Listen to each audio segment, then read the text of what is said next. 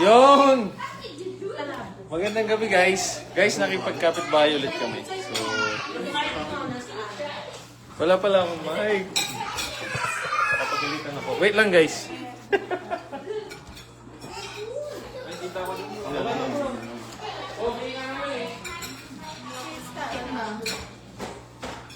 Ayan, request mo. Thank you. Kasi ito yung spicy. Kaya nga, nalagyan na ako ng regular.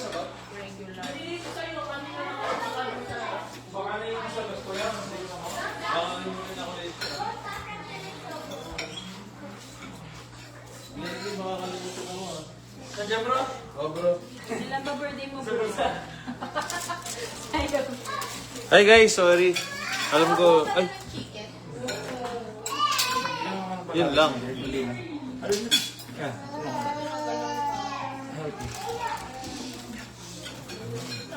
Noah here.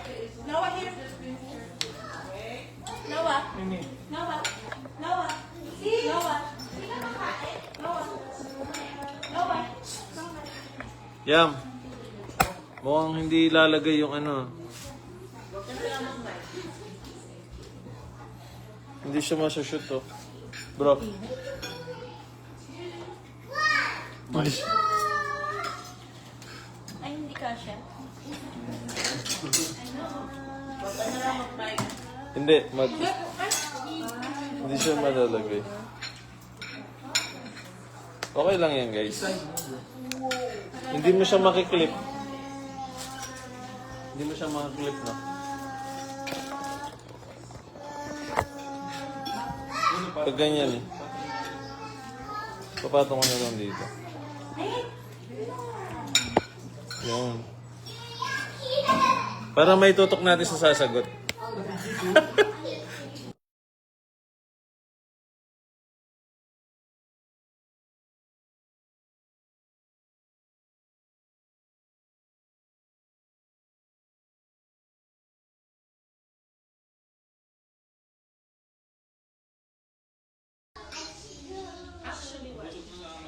Mukhang busog sa Amazon.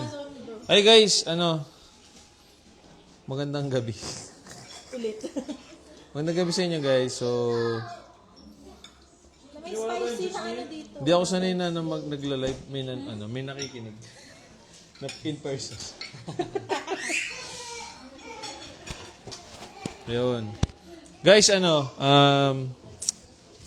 kung nakikinig kayo ngayon, so good morning, good evening, kung nasan kayo ngayon. So, may maganda tayong topic tonight. So, kanina nag-post ako eh. Madaming nakakatuwa yung comment niya. So, yung tanong natin guys, ay time check pala, 9:52. So, PM dito sa Calgary, Alberta, Canada. So guys, nag-pickleball kami. So, may unlock na bagong sports in my veins. So, kain pala tayo guys. Yun. So pagkatapos namin nag-pickleball, syempre nagpaka-healthy lifestyle kami. Tinatry namin dito sa Canada. Pero nag-Jollibee kami guys, syempre. 'Di ba? Pagkatapos mo, ay guys, hi pala kayo. Mag-hi naman kayo guys. O 'di ba? Oh. Guys, eto mga hindi namin kilala tong mga to eh, pero buti inopen nila yung pintuan nila sa bahay. So and then, nandito na kami sa sala nila, sa dining nila, nakikikain. Yun. So, sabi ko nga sa inyo guys, lakasan lang ng loob. So, try nyo makipagkilala. So, tinan nyo, minsan may free meal. Di ka sure. May free meal, di ba? So, ito yung mga hindi alam ng mga nasa Pilipinas. No? May free meal minsan. Yun. Ito yun, ay, may dami nang nanonood, oh. 7. Hindi naman kayo yan, no? Oh, di ba? Di ba? So, yun. May maganda tayong topic, guys. Since Friday naman. Para, tsaka Friday ngayon, and then Sabado sa Pilipinas na. Ng morning, di ba? Tama? Saturday morning na sa Pilipinas, no? 11 a.m. 12, Ayun. Guys, shoutout pala. Mag-comment lang kayo kung nasang bansa kayo ngayon. So, guys, may mga nagko-comment tayo from UK. May kaibigan kami na nasa UK. Meron tayong nakikinig sa Qatar. Tapos sa UAE, sa Dubai, meron din sa New Zealand, meron din sa Australia. Sa US minsan meron. Kasi malapit yung time zone. Ayan. So may mga kaibigan tayong minsan pinapanood nila pag kahit hindi na live. So umaabot pa ng 1,000 views yung yung live. Imagine mo isang oras, matatapos nila yung. So yung iba may nakikinig, sabi niya habang nag-work siya, piniplay niya lang, so pinapakinggan niya. So kaya yun. So comment na kayo guys kung nasaan kayong bansa. Okay? So yung tanong natin, ano ang pinakamahirap i-explain sa mga naiwan sa Pilipinas tungkol sa buhay abroad? Yung pinost ko kanina, ang daming nag-comment guys. Nag-post ako kanina sa Facebook. Si PJ ang sagot niya, mas malaki daw yung Jollibee, yung cut ng chicken dito sa Canada kumpara sa Pilipinas. Guys, Walang lasa yung Jollibee dito actually. walang lasa ba? Hindi masyado malasa. Ito guys. Pero walang lasa. Sa naman guys sa Dubai, iba yung lasa din ng chicken nila. May pagka-Arabic yung yung taste niya, yung aftertaste meron siya. Nung una hindi namin gusto, pero nung naging kasi foreign pa sa amin yung panlasa, pero nung nasanay na kami, parang okay, masarap na ulit yung Jollibee. Nag-adjust na. Oh, Yung nag-adjust na. spaghetti dito medyo maasim. Hindi siya matamis masyado.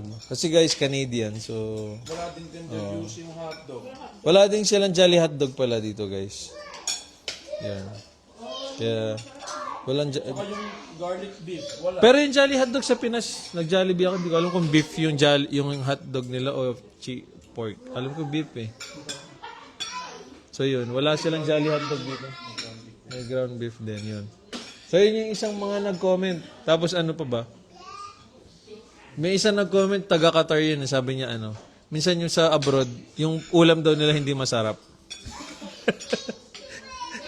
Yung sardinas dito, Oh. gold. Yun guys. Pero may sinabi din ako na yung malunggay mahal dito guys, pero sa Pilipinas libre lang. Yung malunggay. Yun, ano pa ba? Yung kalamansi din guys, mahal. Diba, pagkakilala mo yung Pero para sa Pilipinas, mahal na rin kalamansi, no? Sa amin, libre lang ko yan. Libre lang. Barrio kami. Pero pag sa Metro Manila, bros, nasa city ka, Mahal yan. medyo may na rin. Kahit nasa Blumentritt, mahal ko yan. May pagkamahalan na rin, di ba? So, mama na sa Blumentritt. Mahal pa din, kahit doon. Yeah. Pwede nga mura na doon. Kaso hindi. So, yun yung mga comments kanina. So, wait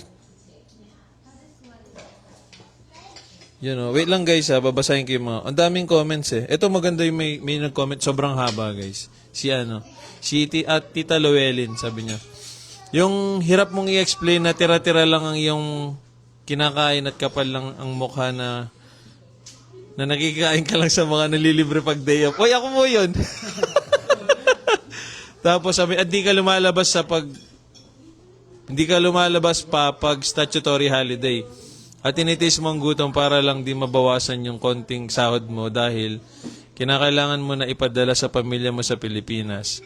Dahil iniisip mo na naghihintay sa ipapadala mo dahil kailangan nila ng pantuition ng mga anak, baon nila araw-araw, mga needs nila sa school.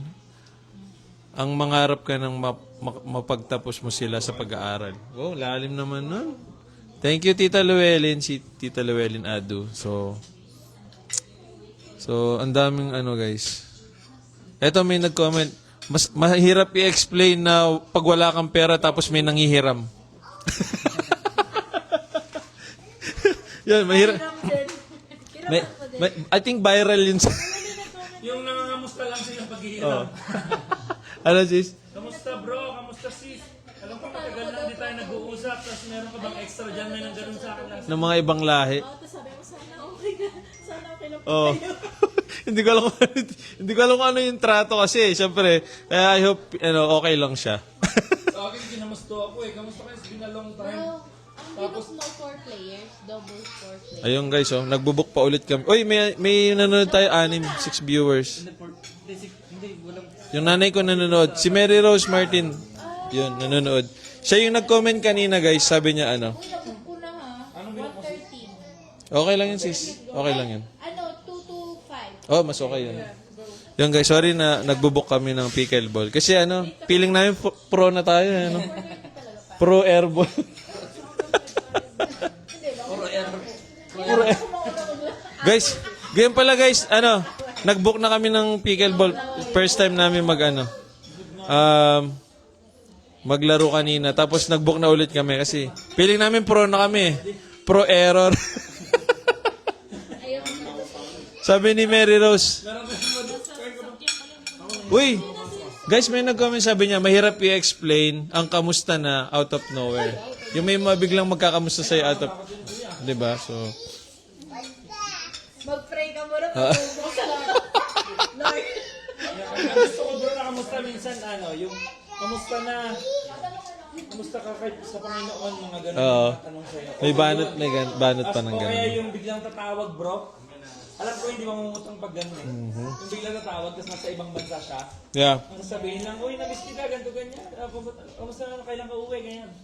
Oo. Ganun. Pero meron yung kamusta lang. Medyo question mark. Ito yung kanina sabi niya, Lang sis. ang pagtrato sa atin ng mga banyaga, yun. I hope okay. Dito naman po sa Canada, I think very ano naman yung mga Canada. Yung mga Canadian. Kasi pag nahawakan ka lang, you felt na ano na you were being harassed. Pwede mo na agad silang i-complain. So, 130 na. ano dito guys, strict din sila. Tapos sabi ni Mary Rose Martin, sabi niya, ang hirap daw replyan yung biglang nangamusta out of no. Sabi nga ni Mrs. Mayan, kailangan mo magdasal bago mo buksan yung message. Uy, sabi ni Selvin Anthony Valencia, bro, pakisabi sa mga kasama mo, wag maingay, marami nang natutulog. Si Selvin. Bro, naririnig mo ba kami? Alam mo, kapitbahay ka lang ni Bro Royd. Makatulog bro. Oh, may chicken pa. Tapos ano pa? May nag-comment sabi niya yung natira dito kulang. So yung natira niya sahod kulang pa rin. Yun ang sabi niya.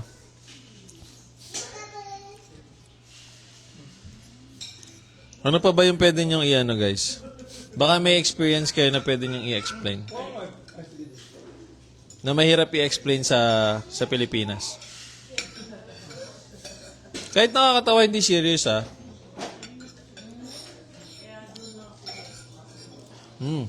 Parang mukbang live.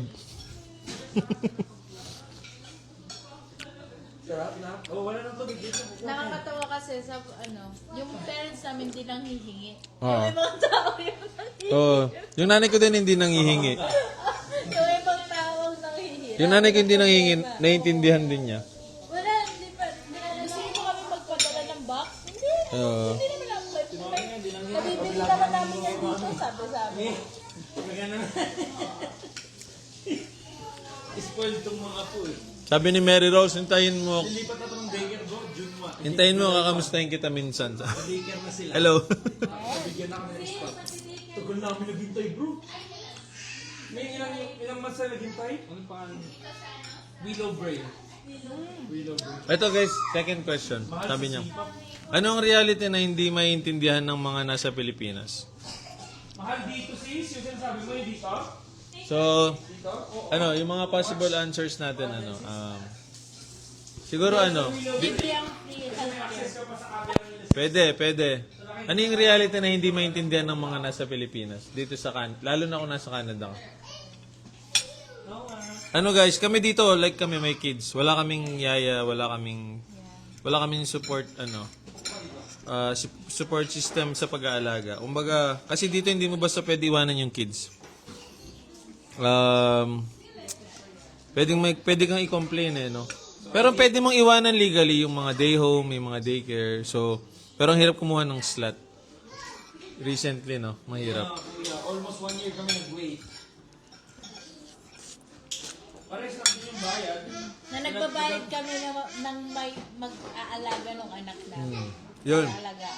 Dito kailangan, Siya libre. dito kailangan mo magbayad ng mag-aalaga ng anak mo. Yun yung magandang statement. Kasi sa Pilipinas, syempre, ang daming gustong mag-alaga sa anak mo. Yung mga lolo, lola, yung mga tito, tita, mga kapatid, di ba? Mag-aagawan pa yan sa schedule eh. Pero dito sa Pilipinas, dito sa Canada, ikaw kukuha ng schedule. Yun yung ma-appreciate yung parents.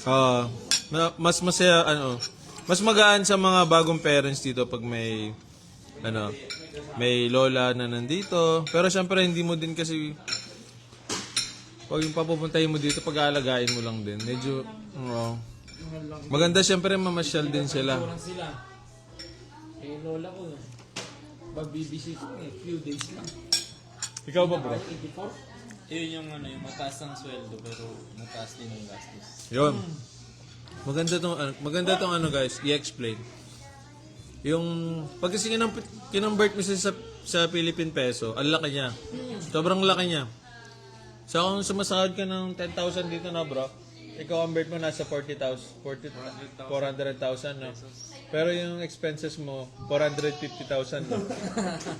Monthly. So negative pa. Negative pa. Kasi guys, maraming bayaran. Kung may bahay ka, kung may personal ka na bahay na, mas malaki yung gastos mo. So, Bahay yung yan. mga 3,000 US dollars yung gastos mo a month. So 60%. So, 3,000 to 4,000.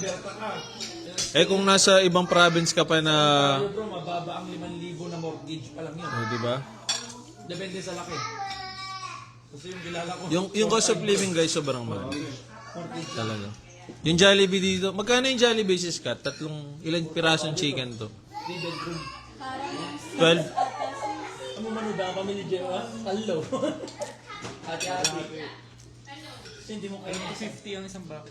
$50? So, 6 na manok lang yun. 55 tapos na isang So, let's say $50 na lang para may discount yung realization.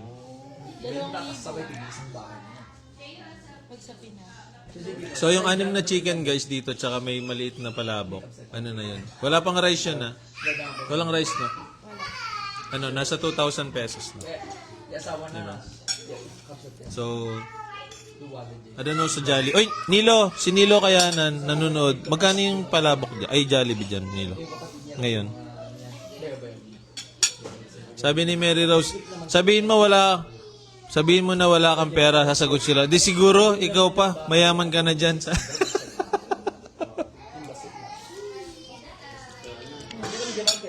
Grabe, no? I mean, siyempre minsan may at some point minsan may sumusobra kaming siyempre meron naman sobra. Pero that doesn't mean may sobra kaming kita. Dito kasi kailangan mong pagandaan yung mga plans, yung retirement plan, educational plan, anong tawag nito? Life insurance, mga ganun. Madaming mga guys.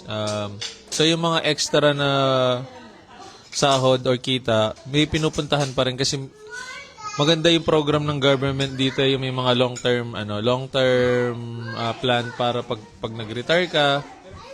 Though may makukuha ka sa government, no, hindi ganun kalaki kasi kulang na 'yan eh. Unless i-adjust nila based on the inflation rate, no. Pero hindi. So, kailangan din nila mag-prepare nun, guys. Nasaan yung susi? So, kung may sasakyan ka dito, may car insurance, may gas. Like kami, 6 yung sasakyan namin dito, guys. Tapos, yung 5, nasa picture lang eh. Nasa, Alam niyo yung nabibili sa Walmart na $2 na Hot Wheels. Meron sa $3. Meron ba? Mas mura ba? Kaya guys, ang strategy dito, since mahal yung cost of living, kailangan madiskarte ka dun sa mga bagay na pwede kang makasave. Like yung mga sale, pag may sale, kailangan nakaabang ka. Pag yung mga incentives, may mga ganon. So, dati wala man akong dun eh. Hindi ko man alam yung mga yun. Lately, Uy! Sabi ni Bro Bernard, bro, baka may matirang Jollibee before Sunday. Bro, nakikain lang ako.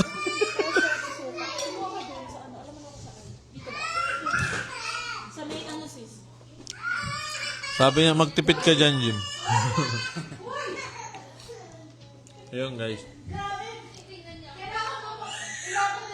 Tapos magbubuk ka pa ng court. Oh, tapos, pag naglaro ka pa dito, guys, yung sa Pilipinas, let's put it this way, guys. Walang libre masyado. Wala talagang libre sa sa Canada, sa abroad, no. Walang libre. Healthcare lang. Libre yung yung kalinga ng mga kaibigan mo na pwede mong makasama, pero yung lahat, I think may bayad lahat. I guess yung healthcare at education yun yung libre. Though actually hindi siya libre kasi para ma-access mo yun, you have to work din eh. Kung di ka nagko-contribute sa economy, hindi mo ma-access eh. Tama ba? Diba? Kasi bago ka maging PR, kailangan mo mag-work. Diba? Pag tourist ka, hindi mo naman pwedeng ma-access yung mga yan eh. So, kailangan mo mag-work dito. So, ibig sabihin, you have to contribute muna. Diba? By getting a legal work permit. Diba? Tapos PR. So, ibig sabihin na marami ka ng contribution. So, pwede mo ma-access yung mga free. Like yung healthcare and anong tawag dito? Education. Tsaka guys, may paayuda din sila dito, lalo na pag may pag yung may crisis. So, like yung rebate, no, yung GST rebate. Meron. Yung car. Meron kayo? Yung GST? Meron ata sa... Huwag mo na ito, no? Wala na sa amin eh. Wala kasi pag dalawa kayo nag-work. Kasi naka-total yun eh. Naka-bracket yun eh. So, kung lampas, na, wala na.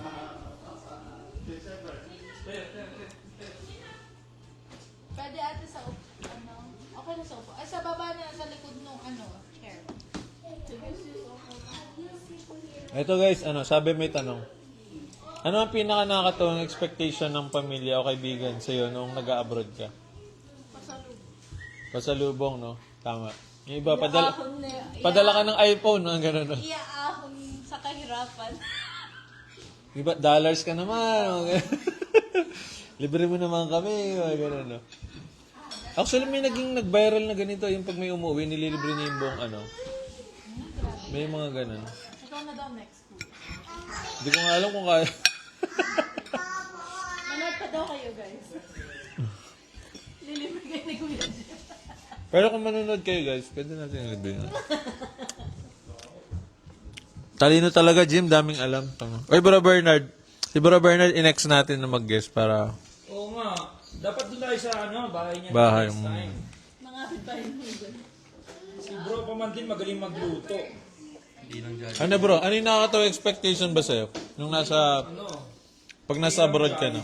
Like yung bitaw ng mga kaibigan mo. Yung yung... Maglibre ka naman. Yung pag-uwi mo, ang dami mo ng inaanak. Ay, Lahat tita mo. so sabi nung isa naming kaibigan dito si JB, yung screen name niya JB. Nung nagbakasyon kasi last month so sabi niya nung umuwi siya, biglang ang dami niyang inaanak. Biglang instant ninong kabra mo. Sabi ni classmate ko to si Mary Rose guys ng college, ng high school. So nasa Canada to din eh. Sabi niya nasaan kay sa Albert? Sa kami sa Calgary. So yung Calgary guys, kasama siya sa top 5 cities in the world. Alam ko kasama pa rin siya. Tama ba guys? Hindi na. Top 5 kasama siya sa top 5 eh. Sunniest City bro. Sunniest City in Canada. Yung kusang ka pwedeng magtumira, yung mga gano'n. Kasama siya sa top 5 sa buong mundo. So, yun. Yung, pag sinabing air index, bro, ano ba yan? Yung, Parang air pollution. hindi siya polluted, gano'n. Kasi tabi ng mountains. Maando lang tayo, mataas ang presyo. Dry lang. Yun din. Tsaka yung elevation, I think mataas eh, kaya super dry.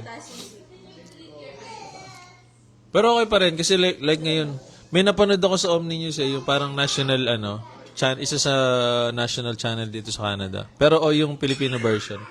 na mas marami lumilipat sa Alberta lately.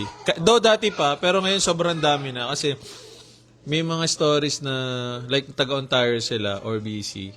Like 3 job sila doon tapos wala silang bahay. Tapos pagdating dito, isang job na lang, nakabili pa ng single detached na bahay. So, kasi dinala nila yung kinita nila doon dito. So, kasi nga sobrang mahal ng bahay doon. Kayo guys, galing kayong Ontario, di ba? So, Friend ng mami ko bro, ano siya bro, isa ang bahay niya dun, duplex pa. million. Pagdating niya dito bro, single talaga. Single detached, no? Tapos isang mami lakom. isang work na lang, no? Ang work lang bro.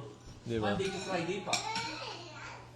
So parang kung nasa Pilipinas ka, let's put it this way. Manila o province? Kung nakatira ka sa ano, let's say nakatira ka sa yung ano bang let's say nakatira ka sa ano, sa La Union ganun. Or let's say Pangasinan ganun.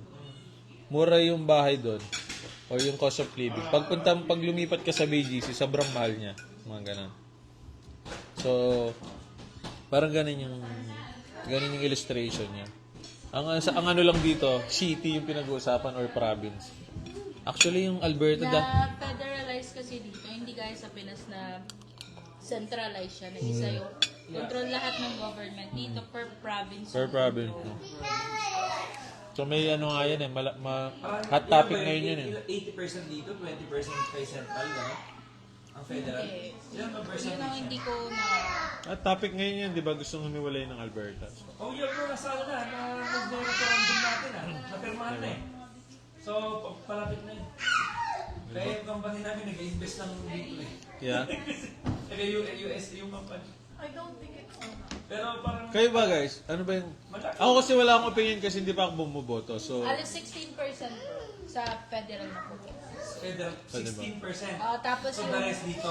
sabi ni hindi, ngayon, yes, malapit kami sa downtown. Siguro mga 8 minutes. Sa Pilipinas, 80 Malapit kami dun sa sikat na mall, yung Chinook Mall. Like 3 minutes. Parang 80 mapunta dun sa central, 20 Oh, sa Parang yung province nagtatight. Parang yung province nagtatight sa main capital, sa capital. Ilang percent? Kaya 16? nagiging kurang ang gobernador sa Pilipinas kasi yan, di ba? Mabigat. Yeah. Dito may control yung province sa pera nila. Tsaka ano, hindi ka basta-basta makakapag-corrupt dito. Like yung... Ay, wag na nating idalhin sa ano, political side. So, Baka maano pa tayo niyan. baka makaut tayo guys. So, Baka maano ko. Ma-report bigla siya bro. ano tayo guys? Hey, bring it here. Hey, son. Next question tayo. Sorry guys, medyo kumakain kasi kami. Tsaka ano. Family time na namin to pag weekends. So, ano ang pinaka misunderstood tungkol sa buhay abroad? Yung nami-misunderstood nila tayo pag nasa abroad ka. Like, pag let's say matagal ka nasa abroad, yung iba alam nila mayaman ka na, marami ka na ipon eh. Mga ganun, no? Agree ba kayo doon? Kasi nga, like ako, tagal na namin sa abroad, 10 years na kami. So, plus Dubai. Lang kami. Pero nung nagano kasi kami, nag-Canada, parang yung naipon namin, pinang tuition kasi din namin. Eh. So, ang laki din. Mga nasa 3 million pesos, no? So, ang laki din. Malaki, bro. Halos ano? Mga 40 to 50,000 Canadian dollars. Nung Yung kami dalawang taon. umabot na ako ng 13K per semester. 13 times 4. Halos 13. Kasi iba pa yung sa books bro, abot pa ako ng 1,000 doon. Yung may books, Sa no? mga books. Yung mga ano, no? Magugulat ka, mas ang mahal ng books. May pinakamahal kong binayaran 150. Yun. So, yun yung ano. Or baka dahil lang sa course ko. I'm not sure kung same. Kaya pala yung kapatid mo dati, humingi na lang ng books sa'yo. Madami ka na naman. Ilan bang books ang tatlo? Tsaka ano, no? Ito yung isang ibang alam nila, yung akala nila laging nagbabakasyon, eh. Actually dito kasi, parang central ang pamilya dito. Pagdating ng weekend, sinisis Akala nila mayaman ka, sabi niya. Sabi niya. Kapag weekend, di ba sinisis kasi natin yung weekend, bro? Yeah. Yeah, pag nasa abroad like dito sa Canada, kasi Try mo muna. talagang pinapromote nila yung work-life balance. So, lalo na pag summer, Ano? Yan, may plano agad. True. Nagagamot pa si Mami Ana. So actually yung calendar namin, pag tinignan mo yung mga calendar ng mga... Puno na yung calendar eh. So pag nagyaya ka, kailangan mong i-book yung mga niyaya. Kasi, Kanina yung board. di ba? Camping na 3 months ahead. Kahit yung mga ka-work ko eh. Sabi niya, ano, mag-golf tayo next Friday. Ay, di ko sure. Check ko muna. Kasi, I'll check my ang hirap mag-commit, tapos hindi ka pala makakapunta. Diba? Bukas. So, yun, yung iba akala nila mayaman ka na, or like yung dito, yung laging mukha kami minsan nagbabakasyon kasi, pag summer, sinusulit namin yung summer, tsaka maganda kasi guys yung, ano, yung landscape dito, libre lang. Like yung lunch namin, dadalhin lang namin sa 45 minutes drive, tapos libre yung yung ano park, gano, yung mga parks libre, tapos sobrang lapit mo sa bundok. So mukhang nasa bakasyon ka na, no? Kasi lalo na ngayon pag summer. So open na yung mga public parks. Free pa yung ano bro, free pa ngayon ang ano, hanggang September 7 ang national parks. 'Di ba? Free access, walang ano. Parking lang babayaran mo, no? Yes bro. May percentage lang pag nag-book ka sa national parks na ano, na campingan, 25%, right? So, 'di ba? So ano, like yung mga iba naming kaibigan na ano, nasa campingan sila ngayon. Kasi usually nagka-camping na sila ng Friday hanggang Sunday na sila. Lahat na yun bro. So camping na ano, talagang camping kung camping sila guys. June 19. Last week, di ba? Nag-aya lang sila mayan sila PJ. Tinignan namin before kami. June 19 ang birthday niya sa start. Libre. Like to mga to, naisipan nilang mag-drive sa ano. Ba? Diba? Pero pag kung nasa Pilipinas ako, tingin ko, ano yun eh, napaka VIP or exclusive ng lugar na pinunta. Pero guys, open yung for public. No, tapos ang ganda ng view. Yung view walang bayad. Baguio. Diba? So, ano, ma-appreciate mo yung lugar. Kaya talagang iba gusto nilang lumabas.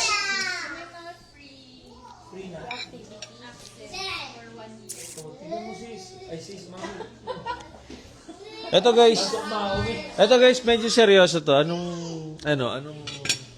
Anong pinakamahirap na sacrifice nyo na nandito? Para lang malaman ng mga nasa Pilipinas. Like for example, siguro hindi ka makauwi, di ba? Pag gusto mo magbakasyon, lalo na pag may okasyon, kung may birthday, minsan funeral eh, no? Pag, di ba? Si Bea, may kwento si Bea dyan. Yan, di ba? So, si Mrs. ko din, meron yan. Hindi ka makauwi. So guys, yun yung mga yung mga magagandang memories na hindi namin lahat matandaan eh. Pero yung ay bro, sige bro. Gusto mo ba mag-share? Sige bro. I-mic mo bro ito para hindi lang siya lalabas sa screen pero Yung ano, yung lolo ko, nung sumakabilang buhay, uuwi dapat, pero sabi, wag na umuwi kasi mahal yung pamasahe. Eh, by that time, syempre, tinumutulong din kami kay mami para ano, para sa bahay. So, actually, bumisita pa ako sa asawa ko dun para lang makapasyal kami sana. Eh, nabalitaan ko yun. So, nag-enjoy pa din kami sa vacation, but in the end of the day, yung sacrifice na yung tipong, gusto ko i-credit card na lang to eh. 'Di ba? Bayaran mo na lang pag-uwi. you'll figure out later. Oh, you'll figure out later, pero in the end of the day, pagtabo, syempre bro, mababa yung 2,000 nun, biglaan eh. At I think almost 2,700, ganun bro. Kasi ano na yun eh, parang 1 week lang eh, yung time mo. Kasi yung, di ba sa Pilipinas, pag ano, pag inembalsa mo na and everything, ano yung formalin kasi, hindi tatagal ng ganun katagal eh. So, kailangan mong uwian agad. So, yeah, yun yung mga ganun. Kasi malungkot nun kasi buong pamilya, hindi din makauwi agad. Kasi most of the kapatid ng mom ko, andito na. Tapos nasa California yung iba. So, even sa kanila, di ba, from US, hirap din. So, yun so about sa pag may mga biglaang sakuna sa buhay. Hindi ka makakauwi agad, lalo pag may commitment ka na dito. Although, syempre, importante yung pamilya, pero ang maganda, lalo pag nakakaintindi yung pamilya mo sa Pilipinas. So, instead, nag-ambaga na lang kami, nagsenda lang kami ng pera doon pang gastos sa pangapaunang lunas. Syempre, may St. Peter, pero syempre, magpapakain ka ng tao. Yung traditional ba, na ano, yun lang. Yeah, totoo yun. No? Ang hirap. I mean, yung kung yung boss mo dito as Canadian, wala man silang ano eh, kung di ka papasok or ano, okay lang sa kanila yan. Maintindihan nila yan eh. Yung minsan, ihahatid ka pa sa airport eh. Pero, gagastos ka pa rin eh, no? Gagastos ka and so on eh. So, ako siguro yung sa akin, ano, since, like ako yung mom ko, tumatanda na siya eh. So yung parents mo pag tumatanda, tapos hindi mo nakakasama, yun yung medyo nakakalungkot, di ba? Tapos si misis ko din nung time, ano, namatayan namatay yung mother-in-law. Hindi siya makauwi. So, na-share ko na yun sa mga ibang videos eh, ibang live. Yun. Ikaw ba, bro? Sacrifice? Same yung kay Royto. Kasi nung si Bea, nung Ay, wag mo ba? Hindi, okay lang. Sige. Sige, bro. Hindi kasi nung Gusto mo pang i-help sa'yo? si Bea kayo magkwento nito para, babe, ikaw naman para ma-exposure ka. Sige na. Ha? Shine time daw, camera shine time daw. Hindi yung, yung... Bro, PJ, Ito, meron to bro, sacrifice. Kung sacrifice pag-usapan, marami ako nun. Hindi, bro, like kanina yung nakasabi ka ni Roy. Oo nga. Hindi sila makauwi. Dahil may commitment dito, tapos mahal din yung expenses, di ba? So, ikaw ba bro, may experience ka ba ganyan? Or namimiss mo yung parents mo, ganyan? Or... Kasi tumatanda Yung na sila. pinapili tayo kung iuwi natin si Atara. Ano yun? Yun ba yun? Hindi ako nakatulog nun. Oh, yeah? Sabi ng mama ko kasi, Siya na lang pala. umiiyak na ako. Parang naiyak na ako nun. Siyempre, postpartum ba? Oh, yeah. Kasi nagkakatulang nung baby namin. Tapos sabi ng mama ko, kung di mo na kaya, iuwi mo na lang. Sila mo na mag-aalaga. Oo. Temporary, parang... Oo, sabi ng mama ko, ano naman, dito na safe na, kung mas makakaluwag kayo, parang gano'n, mas magaan kayong gumalaw, gano'n. Kasi, parang nagsusumbong ako, di ako makalabas, di ako makapag-mall. Di mo mag-pigil, bro. Di ako, syempre, parang naalala niya kasi sabi niya sa akin, pag nagkaanak ka, kumuha ka ng yaya. Pero hindi pala ganun kadali dito. No. Siyempre, ang mahal. Iba yung mga mayayaman dito. Oo, wala silang yaya. Day home pa lang, mahal na. Paano pa kaya kung personal yaya na, diba? So, yun. Parang sabi ng mama ko, pag-isipan mo, pwede nyo na siyang ibiyahe. Parang gano'n, binigyan niya ako ng option na ibiyahe na agad si Atara kasi nga, parang kailangan ko kasing bumalik ng school, tapos parang hindi mapanatag yung isip mong ibang tao din yung nag-aalaga, parang gano'n. Pero kinaya nyo naman, sis, di ba? Oo, very Yun yung proud, naman, guys, very graduate proud. Nakagraduate and then, nakaluwag-luwag. Oh guys, pwede nyo na kamustahin. Pwede nyo na kamustahin si Mayan. Alam mo, isang proof daw. Yeah. Baka kung naka-LL ka na, titigil mo rin ka na. Ganun ba? Guys, yung pickleball dito, just to give you Uy, first time namin pero wala nga akong binayaran eh. Uy, di pa pa rin. Mamaya pa tayo magtuto. Mamaya ba magko-compute pa pala mamaya? May computation pala mamaya. Nagkatingin ka kami, yes, sir. Kami kasi Alam niyo, hindi siya pinag-uwi sa kanina ngayon. parang mas kinabahan siya doon, kuya. Pero guys, kailangan din kasi mag-invest ka sa health mo dito. Libre yung health pero that doesn't mean hindi mo rin naman gugustuhin nasa hospital ka, 'di ba? So might as well take care of yourself. So and Nasa abroad pa yun yung first investment. yes, yeah, true. So I think kung ipapauwi sa Pilipinas yung baby, mahirap yun sa magulang eh. Pero kung unless talaga sobrang unique yung situation mo. Yung iba ginagawa, like nung sa Dubai ginagawa nila yan, iniiwan nila sa Pilipinas. Tapos magpapadala na. Like ganon. Siguro malapit na. And then, malaki kasi yung kita din nila, wala kasing tax eh. So yung tax na kinukuha, pwede mo ipadala yun sa Pinas.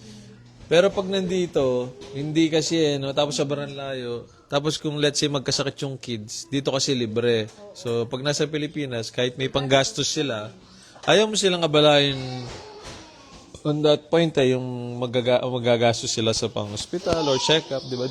Dito kasi libre na. So, kaya mong tanggalin yung opportunity na meron, yung benefits, yung ano, bilang, lalo na Canadian na yung mga yan. Canadian eh. Di ba? Oo. Yun din, di ba? So,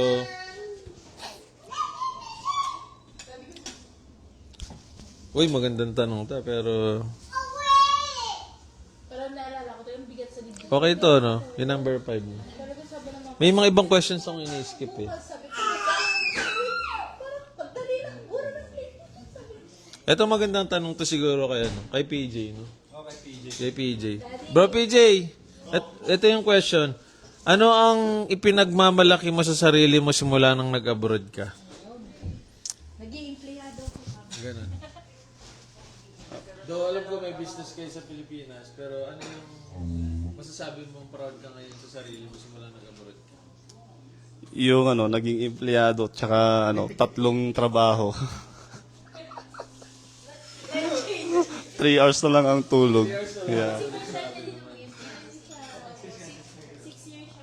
Kaya, ayun nga, napilitang mag, 3 trabaho para ba masustain yung pang tuition. Kasi, nakakatuwa lang, ang baon lang namin pang first sem.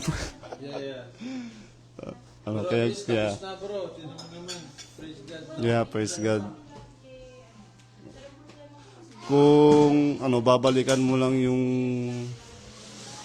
2023, talagang sobrang hirap. Sobrang hirap. Mm. Pero temporary lang yun, bro. Yeah. Temporary lang yun, bro. Tama. So ngayon, bro, nakaka-LL na kayo. Naka-LS. Nakakapag-Jollibee na, no? Jollibee. Sa group, libre pa sa ngayon.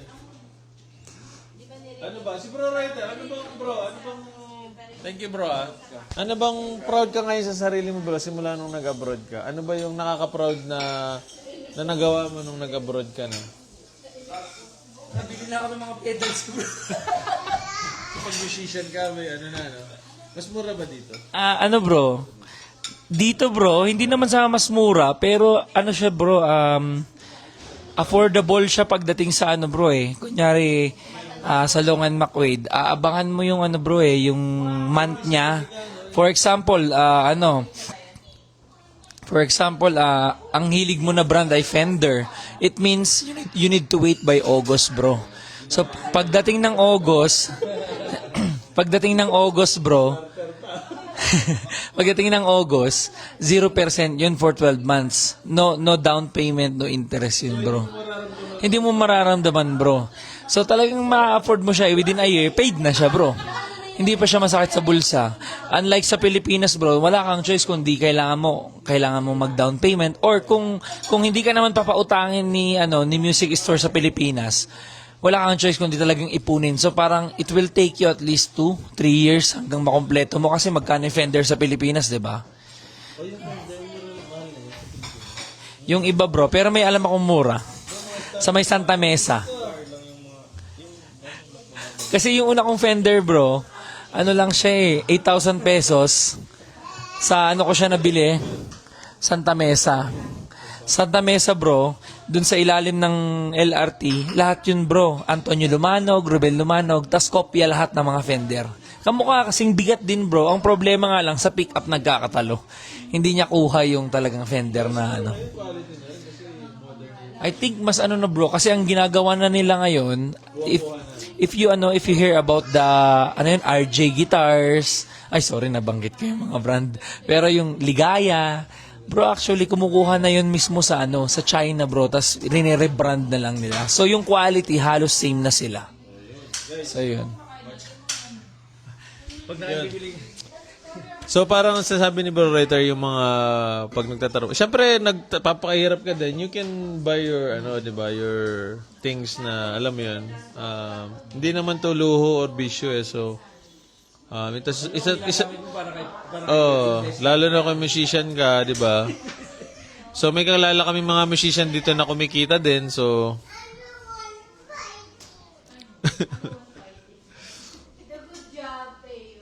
Yun. Ano pa ba?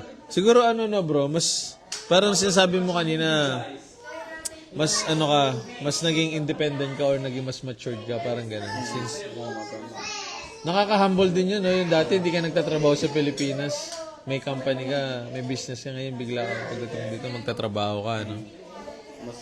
Mas namamanage mo na rin yung time mo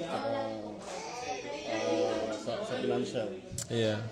Talagang marami ka rin matututunan, no? Parang mas maano ka. I mean, may natutunan ka naman sa Pilipinas, pero dito mas natetesting yung mga strategy na alam mo, no? Tapos eventually, na humuhusay ka lalo sa Kung sa Pilipinas masipag ka na, dito. pag Kailangan mo triple time na, talaga, di ba? Wow. Ayun. Siguro guys, hanggang dito na lang muna kami. Tapos, thank you guys sa panonood. Gusto namin mag-thank you sa mga nagstay and mga nakinig. And guys, kita-kits tayo sa susunod na kwentong abroad. And God bless sa inyo and good night. God bless. Kita-kits sa kwentong abroad sa susunod. Bye-bye.